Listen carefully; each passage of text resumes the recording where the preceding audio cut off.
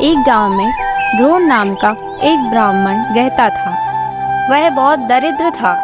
रोज सवेरे उठकर वह भिक्षा मांगने निकल जाता और जो कुछ भी मिलता उसी से पेट भर लेता। लोग उसकी पटिहाल अवस्था को देखकर बहुत दुखी होते। उसकी सहायता भी करना चाहते थे, मगर एक अड़चन थी। वह पढ़ा लिखा नहीं था। पूजा पाठ के विधि विधान भी उसे नहीं आते थे। लोग चाहकर भी उसे अपने घर नहीं बुला पाते थे। यही वजह थी कि उसे दान दक्षिणा का लाभ नहीं मिल पाता था। मात्र भिक्षा पर गुजर करनी पड़ती थी, किंतु वह उसी में प्रसन्न था। एक बार एक यजमान को उस पर दया आ गई। यजमान ने सोचा, मैं क्यों ना इसे एक बैलों की जोड़ी दान कर दूं। बैलों की देखरेख में उसका अकेलापन भी दूर हो जाएगा और आवश्यकता पड़ने पर वह उन्हें बेच भी सकता है। यही सोचकर यजमान ने बैलों की जोड़ी ब्राह्मण को दान कर दी।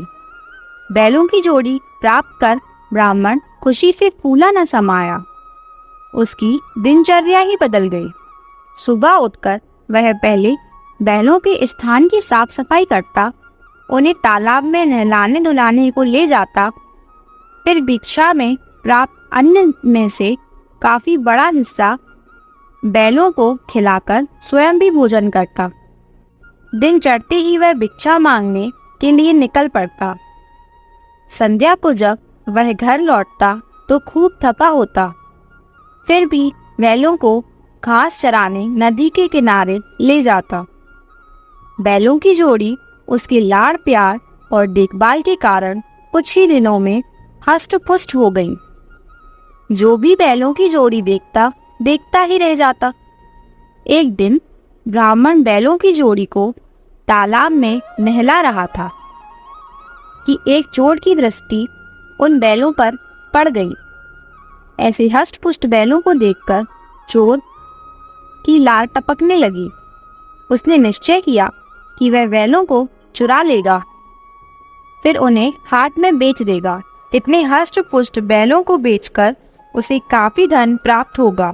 कुछ दिन आराम से कटेंगे। अब समस्या सामने थी कि बैलों को चुराए कब। दिन का समय उसे ठीक नहीं लगा। दिन में ब्राह्मण भिक्षा मांगने के लिए निकल जाता था।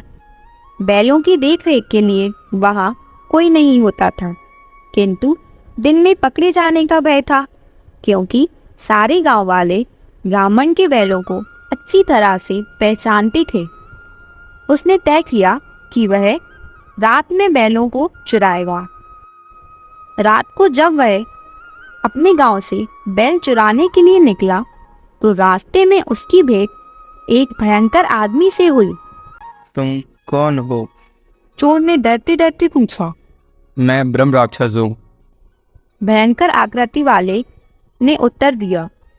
उसने चोर से पूछा, तुम कौन हो? मैं चोर हूँ। चोर ने उत्तर दिया। इतनी रात को कहाँ जा रहे हो? ब्रह्म राक्षस ने अगला प्रश्न किया। बगल के गांव में एक दरिद्र ब्राह्मण रहता है। उसके पास एक सुंदर बैलों की जोड़ी है। मैं उन्हीं को चुराने जा रहा हूँ, मगर तुम कहाँ जा रहे हो? ब्रह्म राक्षस बोला, मैं 3 दिन में एक बार भोजन करता हूँ। आज मेरा भोजन वही ब्राह्मण है जिसके घर तुम बैल चुराने जा रहे हो। चोर ने प्रसन्न होकर कहा, वाह, तब तो अच्छा साथ रहेगा। हम एक ही नाव के यात्री हैं। ये दोनों ब्राह्मण के घर पहुंचे और चुपकर बैठ गए। फिर बाट जोहने लगे कि कब ब्राह्मण सोए और वे अपना काम करें। जब ब्राह्मण गहरी नींद में सो गया, तब ब्रह्म राक्षस उसे खाने के लिए आगे बढ़ा। चोर ने उसे टोका, मित्र, यह न्याय संगत नहीं है। पहले मैं बैल चुरा लूं, फिर तुम ब्राह्मण को खाना। ब्रह्म राक्षस ने कहा, बैलों को चुराते हुए आवाज होगी। ब्राह्मण कहीं जाग गया, फिर मैं भूखा रह जाऊंगा। तुम मुझे पहले ब्राह्मण को खा लेने दो। चोर बोला, जब तुम ब्राह्मण को खाओ तो हो सकता है उसे पीड़ा हो, वह कराहे। उसकी कराह सुनकर आसपास के लोग एकत्र हो जाएंगे, फिर मैं बैलों को नहीं चुरा पाऊंगा, इसलिए पहले मुझे बैलों को चुराने दो। दोनों में जमकर तू मैं होने लगी। ना ब्रह्म राक्षस चोर की बात मानने को तैयार हुआ, ना चोर ब्रह्म राक्षस की बात मानने को तैयार हुआ। थोड़ी देर बाद दोनों झगड़ पड़े। शोर सुनकर ब्राह्मण जग गया। उसे जगा देख चोर ने बात बनाई। ब्राह्मण, है राक्षस तुम्हें खाना चाहता था, पर शोर मचाकर मैंने तुम्हें बचा लिया। ब्रह्म राक्षस ने चोर की बात काटी।